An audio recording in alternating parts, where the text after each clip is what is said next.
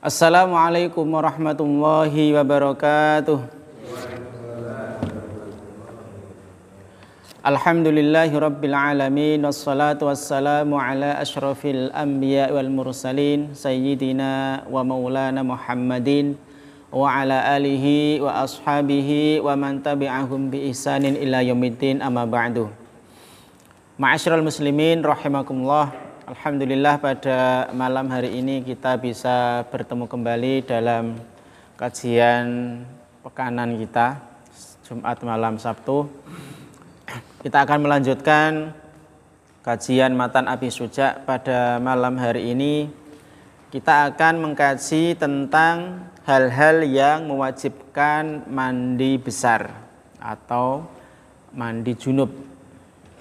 Setelah sebelumnya kita mengkaji tentang hal-hal yang membatalkan wudhu.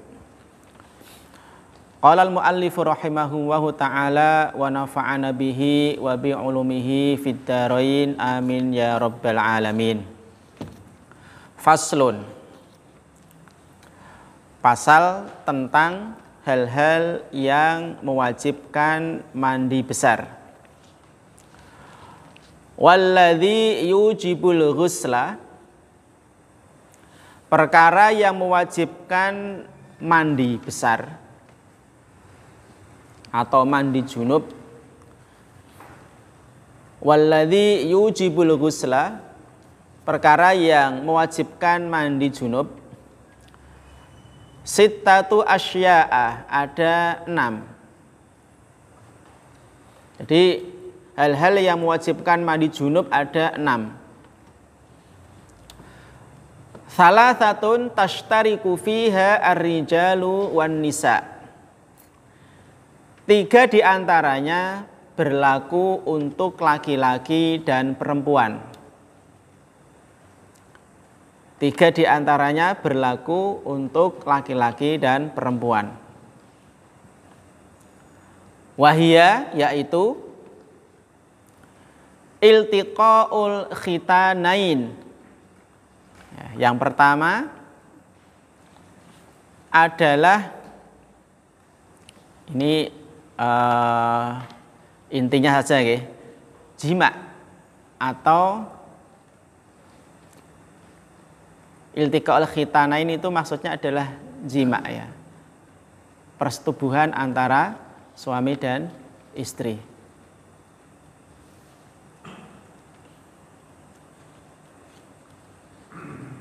Ini yang pertama.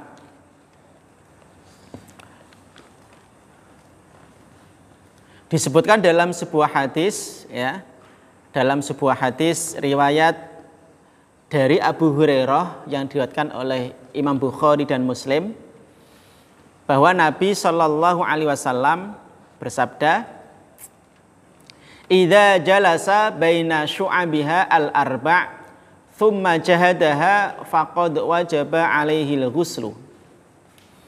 Nah, ini dalilnya ya, yang menunjukkan bahwa hubungan antara suami dan istri itu mewajibkan mandi besar.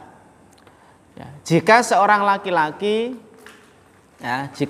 laki-laki berhubungan badan, ini intinya ya, maksudnya inti dari hadis ini. Jika seorang laki-laki berhubungan badan dengan istrinya ya, maka itu sudah mewajibkan mandi, wajaba alaihil ghuslu, maka itu mewajibkan mandi. Ini dalam riwayat Bukhari. Kemudian dalam riwayat Muslim, wa fi riwayatin li muslimin, dalam riwayat Muslim ada tambahan wa illam yungzil, meskipun tidak sampai keluar mani. Jadi hubungan badan antara suami dan istri itu ketika sudah terjadi ya, persetubuhan, meskipun tidak keluar mani, maka tetap mewajibkan mandi besar. Tetap mewajibkan mandi besar. Ini yang pertama. Perkara yang mewajibkan mandi besar adalah hubungan suami istri atau jima. Kemudian yang kedua wa inzalul mani. Yang kedua adalah keluar mani. Nah, keluar mani.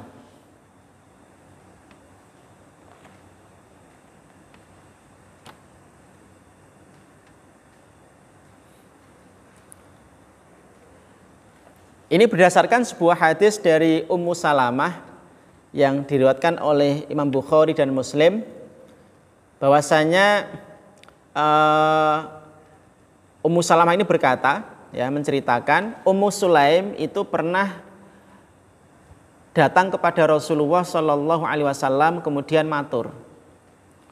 Jadi Ummu Sulaim itu pernah datang kepada Rasulullah dan matur, ya Rasulullah, ya, sesungguhnya Allah itu tidak malu, ya, terhadap perkara yang hak. Fahal 'alal mar'ati min ghuslin idza hiya ihtalamat? Apakah seorang perempuan, ya, itu wajib mandi ketika dia mimpi basah?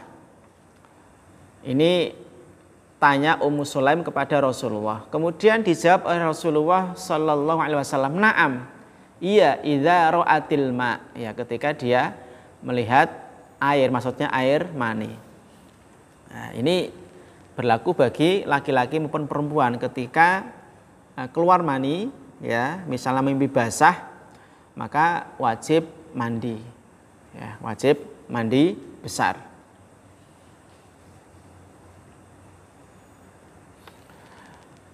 Ini yang kedua. Kemudian yang ketiga wal mautu. Yang ketiga adalah meninggal dunia. Ya, meninggal dunia ini juga termasuk perkara yang mewajibkan mandi.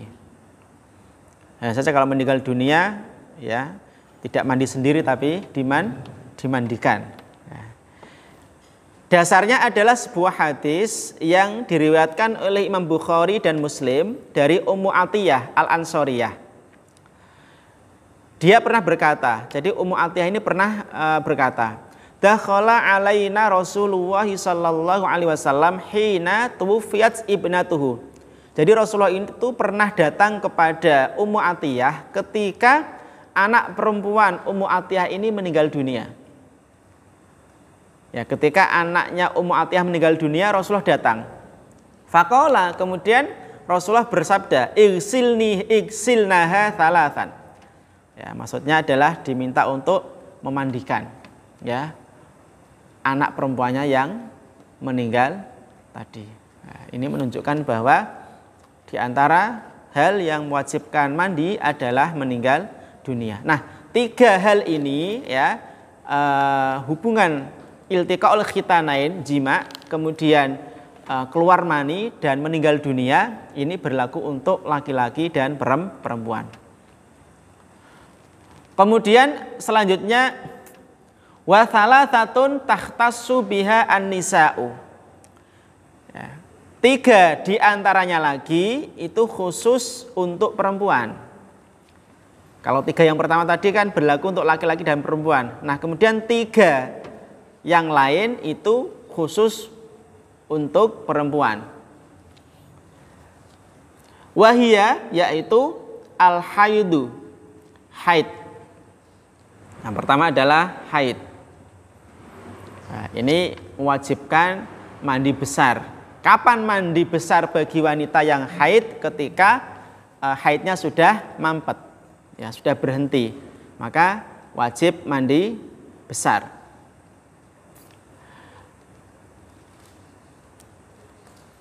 Ini dasarnya adalah sebuah hadis diriwayatkan dari Sayyidah Aisyah, ya, radhiyallahu anha, bahwasanya Rasulullah Shallallahu Alaihi Wasallam pernah bersabda kepada Fatimah binti Abi Hubeish radhiyallahu anha, fa idza aqbalatil haidatu fada'i as-salata. Maka ketika telah datang haid kepadamu, maksudnya mengalami haid, maka tinggalkanlah sholat. Artinya adalah ketika seorang wanita itu sedang haid, maka dia dilarang untuk sholat. Wa idza adbarat faghtasili wa sholli. Dan ketika haidnya itu sudah berhenti, ya sudah mampet, maka hendaklah engkau mandi wa sholli, kemudian sholat. Jadi ketika haid, ya seorang perempuan dilarang untuk sholat, tapi ketika haidnya sudah mampet, sudah berhenti, diperintahkan untuk mandi kemudian sholat. Nah, ini haid. Kemudian yang kedua wan nifasu, yang kedua adalah nifas.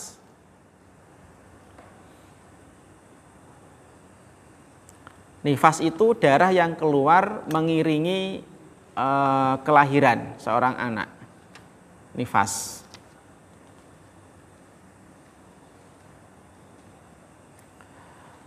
Kemudian yang ketiga wal wiladatu.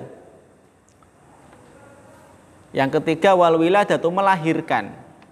Nah, jadi habis melahirkan, ya, ada kewajiban untuk mandi bagi seorang perempuan. Nah, ini hal-hal yang mewajibkan mandi. Ya, 3 yang pertama tadi berlaku untuk laki-laki dan perempuan, kemudian 3 yang lainnya khusus bagi perempuan.